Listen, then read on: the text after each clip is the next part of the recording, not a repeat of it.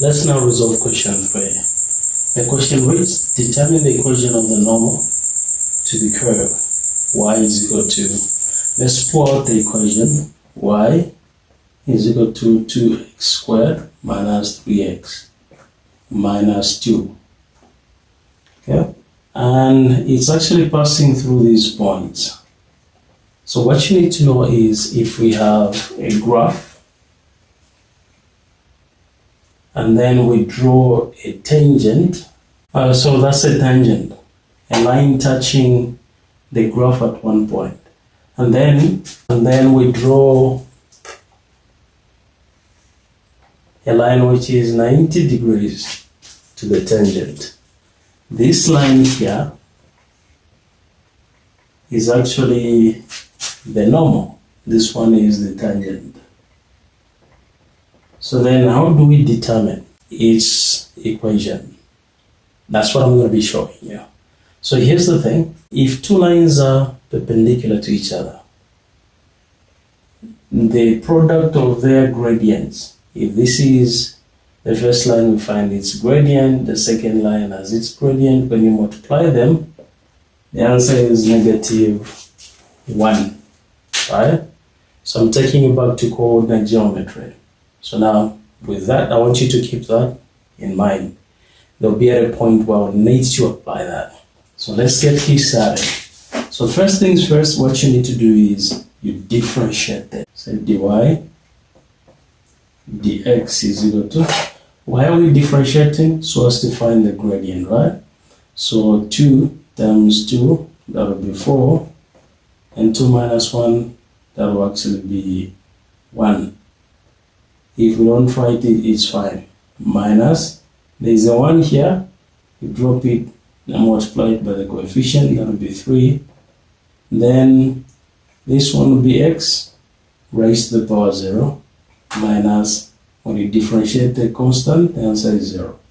So the final answer will be 4x minus, this will be 3 times 1. Any number raised to the power 0 is equal to 1. We aren't going to write a 0 there, so this would be 4x minus 3. So now what we do here is we now determine the gradient. How would you do that? You say gradient is equal to, you pick the x value from here, this is x, that's y, of the point where the curve is passing through. So you pick this one here. So for where there is x, substitute x with its value. 3 minus 3. So m is equal to 4 times 3. That's actually 12 minus 3. So the gradient is equal to 12 minus 3, that's 9. So what we found is actually the gradient of the tangent, right? So now, since the tangent is perpendicular to the normal, we'll say this one is m1. So say m1 times m2 should give us -1. The one I've written there, so since we know m1, it's a 9 times m2, and we'll equate it to that. Multiply this by that, we're going to have 9m2, which is equal to -1. Our interest is to find m2, so we divide both sides by 9.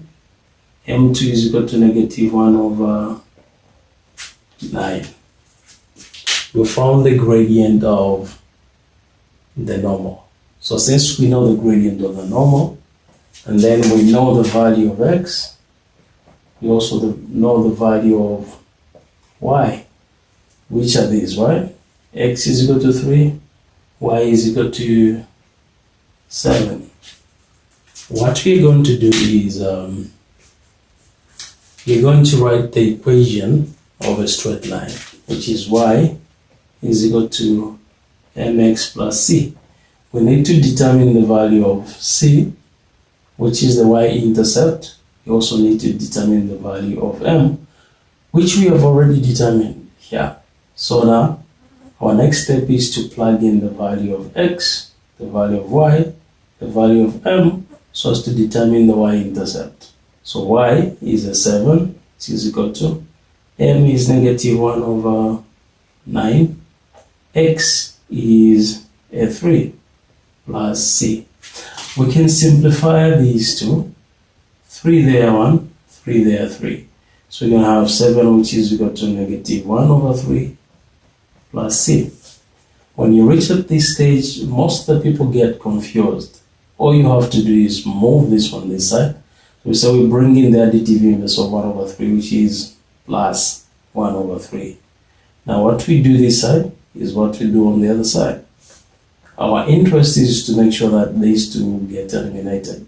This one gets eliminated, which is why we're bringing in its additive inverse. So we're going to have 7 plus 1 over 3 is equal to negative 1 over 3 plus 1 over 3 plus c. These will give us a 0, and we're going to have 7 plus 1 over 3, which is equal to c. Introduce a 1 here, then find the lowest common multiple. It's a 3, right? Then it's a 1 into 3, 3 times 7, 21, plus 3 into 3, 1 times 1, 1. So we are going to have 22 over 3, which is equal to c. And so therefore, c is equal to 22 over 3. Having found c and having determined the value of the gradient, we can now finish this equation, and that's the equation of the normal. Let me write it here. So this one will be y is equal to m, that's negative 1 over 9. Then x will be written the way it is. Then plus 22 over 3. So that is the equation of the normal. When you do that, you walk away with 3 marks on an exam. Let's now resolve the second question. They're saying evaluate this. All right, let's now resolve the second question. Evaluate that. So I will pull out that one, right? All right. So we always add 1 to the power of the terms of the variables in the function.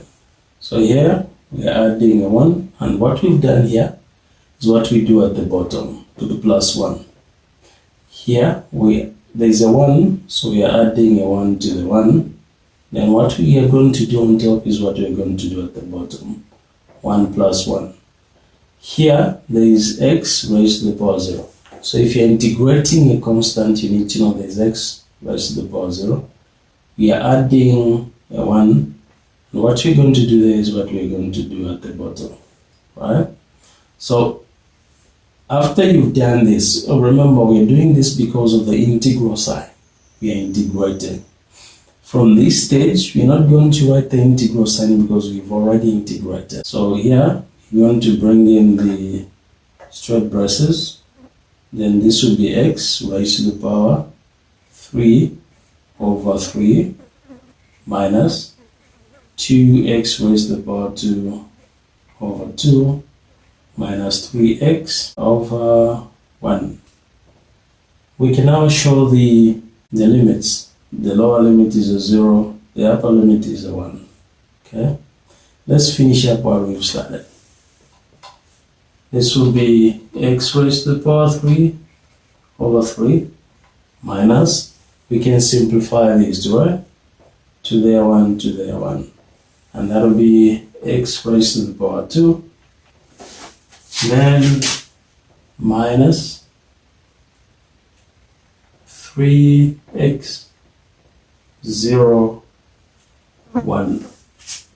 Remember, for us to find the constant, after we've actually integrated the function, we need to subtract the lower limit from the upper limit.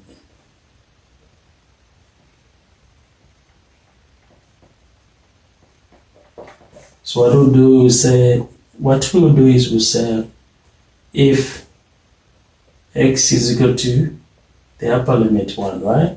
We'll say if the function at x is equal to 1 is equal to, we get this one. Where there is x, we plug in a 1, right? That'll be 1 raised to the power 3 over 3 minus 1 raised to the power 2 minus 3 times 1. What's the function? 1 raised to the power 3, that would be 1 times 1 times 1, it will be 1 over 3 minus 1 times 1, that's a 1, minus 3 times 1, that will be 3. So this one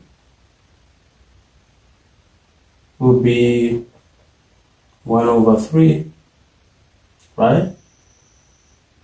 Minus 1 over 1 minus 3 over 1, which is equal to, what's the lowest common multiple? So 3. 3 there, 1 times 1, 1. Then 1 into 3, 3 times 1, 3. Minus 1 into 3, 3 times 3, that's a 9. What will be the final answer? 1 minus 3, that's negative 2. Negative 2 minus 9, that will be negative 11 over 3. This is the upper limit. Let's determine the lower limit.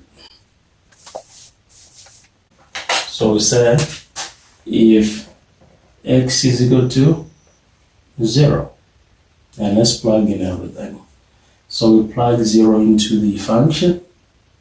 That will be 0 raised to the power 3 over 3 minus 0 raised to the power 3, raised to the power 2 minus 3 times 0. What will be the answer? This one will give us 0 over 3 minus 0 minus 0. And then finally this one will give us a 0, right? To be 0 minus 0 minus 0, 0. We can now work out the final answer. That will be f1 minus f0, which is equal to a negative 11 over 3 minus 0, right? And that will be negative 11 over 3. And we are done with the second question. As simple as that, right? So this is how you have to resolve this. Proceed to watching the next video so as you perfect your skills in resolving questions that have to do with calculus. Catch you there.